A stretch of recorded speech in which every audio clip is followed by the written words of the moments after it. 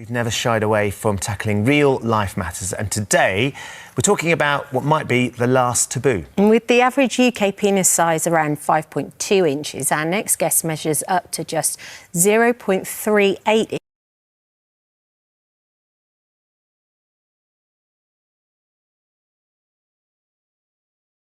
0.3, 1/3 of an inch. inches. For comparison, that's about the size of garden pea. Yeah, 38-year-old Michael Phillips was medically diagnosed with a micropenis in 2024, which he believes could well be the smallest in the world. It's left him unable to be intimate, and he's even had to try fat injections to see if that can help. But while they proved unsuccessful, Michael wants to help other men feel better about their own bodies, and he's here now. Good morning. Good morning. Thank you for joining us, Michael. Thank you so much. We've been talking about this, and it's That's literally smaller than a Lego head. so important that you're here and you're sitting on the couch and you're prepared to talk about it. Why is it so important to you? I guess because it should be known that it's a medical condition that can cause it, and that if more people realize that it was a condition when they're younger, that they could be taken and seen by a doctor and hopefully get treatment that would actually provide some level of help. Because by the time you eventually got diagnosed and you actually spoke to a medical professional, they explained, unfortunately, it's too late for them to help with any medical intervention, wasn't it?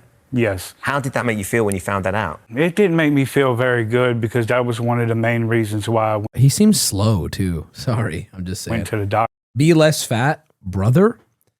It's the size of my pinky nail. What? To see if there was anything I could do to make it bigger.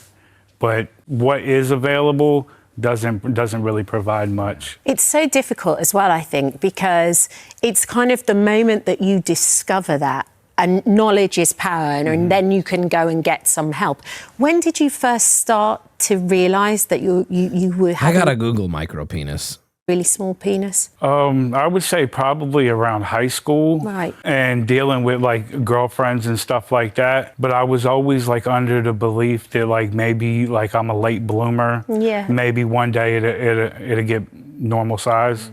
So you were waiting for puberty to have an impact and that was going to happen? And then it never did. It just never did. It just never did. Did you speak to your parents about it? No, I'm adopted. Okay. And I didn't really talk to them about stuff like that. So you didn't have a chance to share that with somebody that would have known you as well. What sort of impact did that have on you then, Michael, as a teenager and in your 20s when everybody's out there, all your mates are out there and they're meeting other people and they're exploring life and sexuality?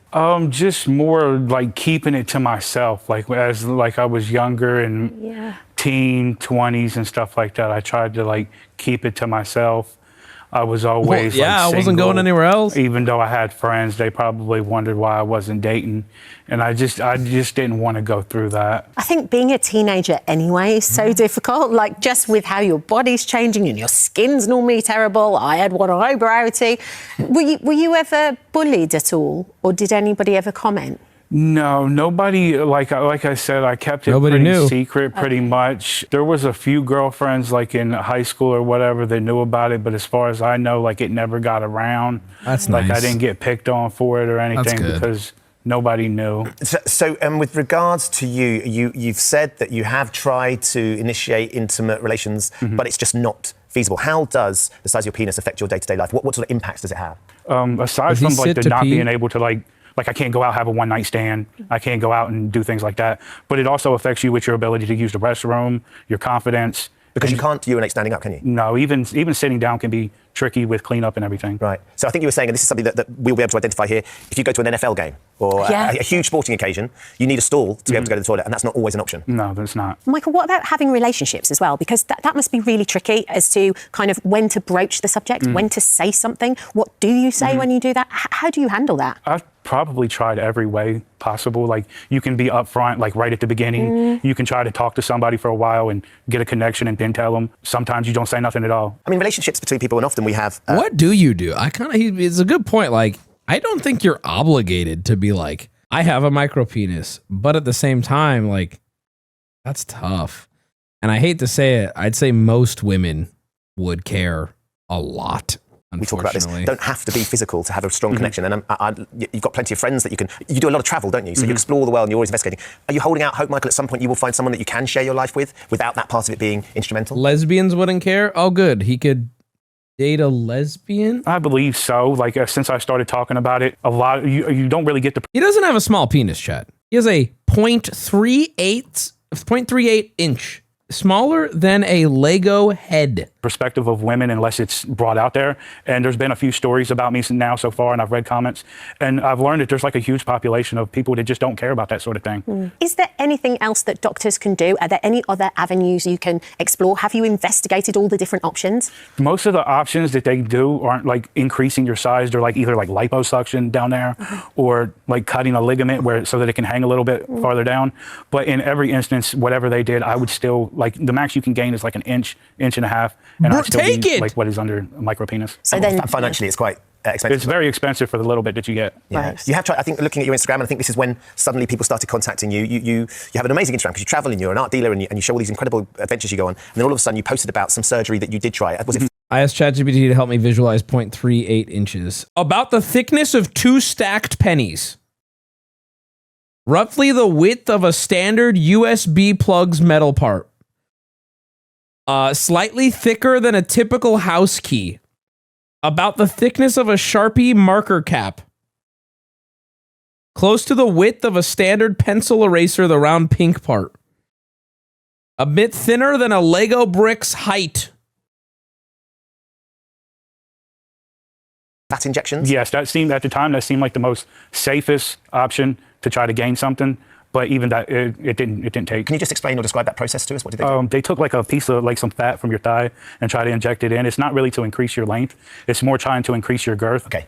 So, but what happened is like the fat that they injected in there, it reabsorbs sometimes. Right. So it didn't work. No. Yeah. But by posting about your surgery, about talking about your condition, suddenly you started finding a bit of confidence being able to share with people. Were you quite nervous when you put that I wanna put it out see there for it. the first time? Were you just like, do you know what? I'm ready to talk about this now. I wasn't really nervous because I put it out there on Instagram for the people that like have been following me for years, and I felt like they wanna were see good it. friends, and it was the safest spot available for me to talk about it. And what was it like for you to receive that positive impact, particularly after for so long being, really secretive and hiding it? What was it like to finally receive some of that positive feedback? It was, to be honest, it was a little shocking because like when you're on the internet or you're watching TV, everything's always geared towards women want bigger, women want this, women want that. But then you get to like hear the opinions of actual women, and you find out that that's not the case for all. Yeah, I agree with that, and I hear what he's saying, but that's like really small, though, And so what would you say, Michael, if somebody is watching the show today or ends up seeing a clip of this online somewhere who may be dealing with a similar condition to you or something else that equally they feel like they have to keep secret or they're embarrassed by, what would you say to them with regards to actually getting some help and talking about it? I would say just find a place where you can talk about it freely or where you feel comfortable, even if it's just one-on-one with somebody. But there's no reason why you can't talk about it. We all have issues going on. This is like, it sucks, but I don't know what to say. It's just such a reality. That is devastating. Like, it is, that would cripple so many aspects of life. He even said, like, he can't pee properly. Some more than others, but there's always somebody out there that has it worse than you. Yeah. And as we said at the start, had you been able to talk about it at a younger age, early teens potentially, medical intervention may have been able to help in some way, but it was just too late. Yeah, because At least he's got a lot of people don't hair. even know that there's a condition for you to be like too small or anything. They just think if you're small, you're small. Yeah. So they don't know that there's an actual condition that can be the cause behind it. Bro, what percentage of the population has a micropenis? Oh, it's so rare. Oh, it's less than 1%. Oh, it's so rare, actually. I'd rather be bald. Yeah, of course. Obviously. I'd rather have no teeth. I don't know if there's anybody in this chat who has one statistically. Like, maybe. Pretty low So I think odds, like though. if people like notice it younger and are able to go to a doctor younger, they You would got be a able. micropenis? Really? Ew.